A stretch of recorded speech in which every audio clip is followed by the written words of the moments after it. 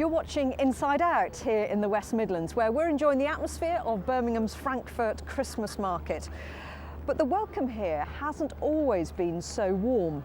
To mark the 50th anniversary of Jamaica's independence, Des Coleman has been on a voyage of discovery.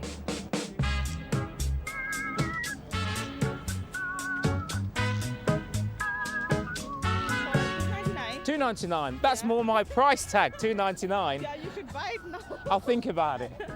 Now, Birmingham in 2012 is a city with more than 1 million people, a third of whom are non-white. It's a city that celebrates its culture. I've come to the multicultural Soho Road in Handsworth to start a journey that will take me back to my family's home in Jamaica. I want to find out what it was like when the first wave of Jamaicans landed in the motherland. I can't remember any welcome at all, to be quite honest. Everything was so strange. For a start, it was daytime and it still looked like night. And I want to discover what drove them to leave the sun-kissed isle of their birth for a new life in the West Midlands. A lot of the people who left were black, of an urban working class, upper working class background, and they were actually the target or the victims of anti-black discrimination. Well, I'm going home. June 1948, and the Empire Windrush arrives at the Tilbury Docks in Essex. On board, 493 passengers from Jamaica, armed with suitcases and dreams. Over the next 20 years, families like mine made a similar journey, lured to the West Midlands by the promise of work and prosperity. Yes, there were jobs, but there was also resentment. Many of the new arrivals had to endure prejudice, intolerance, and extreme racism. There was a lot of tension. Difficult to get work, and I had some difficulty in getting accommodation also, which I attribute to colour prejudice probably. I've seen a newspaper clipping from 1948 that says Jamaicans landing in Birmingham after only 3 hours had decided that it was the most inhospitable city they'd ever been in. I want to understand what it must have been like to face such hostility. So I'm meeting the wonderfully named Techno Elders here in Handsworth. Sonia, Mavis, and Myrtle. They've used their newfound web skills to record their Jamaican memories for the Connecting Histories website.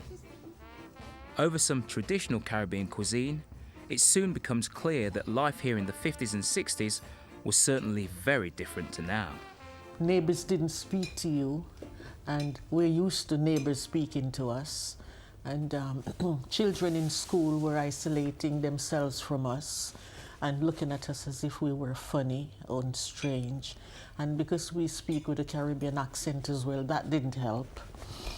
People would be saying pardon to you even before you start speaking, because they tell themselves they're not going to understand you. So you haven't even said a word yet and they're telling you pardon. I think coming over from Jamaica, I've never worked before.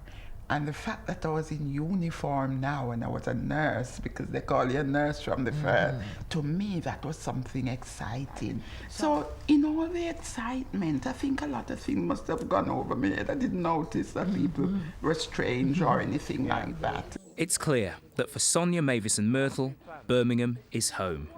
They're Brummies. But just like me, they have family members back in Jamaica, people who weren't swayed by the lure of the UK. So what made them stay when so many others booked a ticket to ride 5,000 miles? Passport in hand, I'm off to find some answers.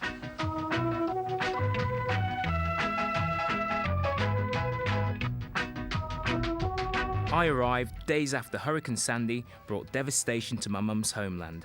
My first port of call is the small village of Bamboo, the place where my mum was born and raised.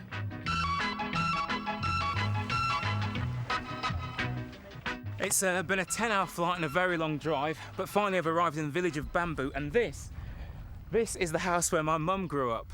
It's a long way from the James Bond beach and bikini-clad girls. This is what I call the real Jamaica. And guess what? It's raining.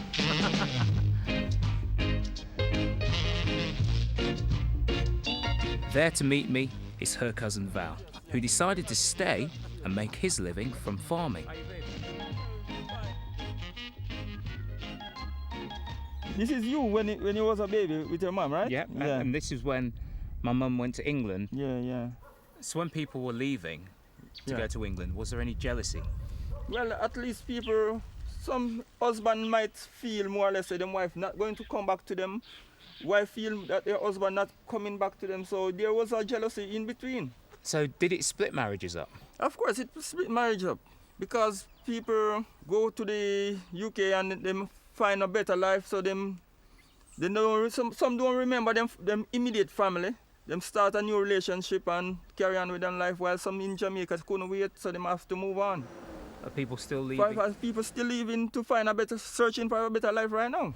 Certain amount of educated people leave and never come back. It was a tough time. It was a tough time, yeah. Until 1962, Jamaica was under British rule, and prejudice wasn't just confined to UK shores.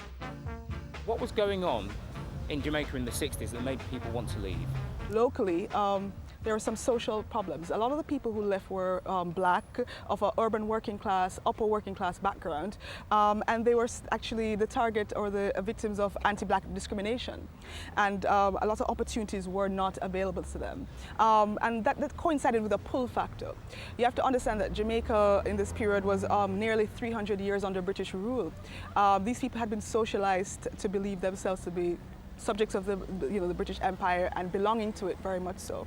So they were like inundated with the idea of the veneration of British monarchy, British heroes and so forth. They read books in their textbooks, Big Ben, Buckingham Palace. All these things were very life to them and things that they believe were theirs. And so it seems to me that they were going home in many ways, almost like a mother country. So the dream was to go to England, make a life for yourself, and then come back to Jamaica. Did many people aspire to that? A significant number did. Towards the end of my journey, I find a former postman from the Midlands who moved back to Jamaica after 40 years for a warmer retirement. When you came back to Jamaica, did the Jamaicans treat you differently? People rip you off coming from abroad quicker than local people. So it's almost like a reverse prejudice. In a way, yes.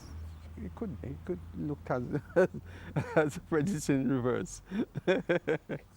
So you moved over to England to make better prospects for yourself. You did that and you've come back to Jamaica. Would you say that you've lived the dream that most Jamaicans? I would say so, yes. I went there, I made a living, and I came back here, and I'm living comfortably. I wonder if Sonia, Mavis and Myrtle were ever tempted by a return to sunnier climes. My sister went back home and settled in nicely, but I think you have to want to. If you're forced to go, you won't do well. You've got to want to go. I don't particularly want to go back because I've got my family and friends here.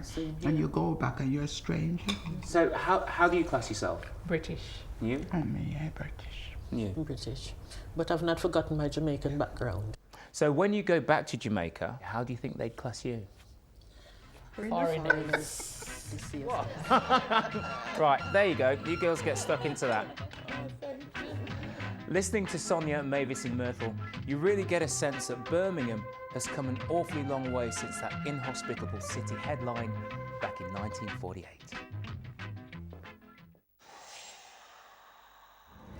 Well, that's it for tonight and for this series. But don't forget you can find more information about any of the films on tonight's programme on our Facebook page.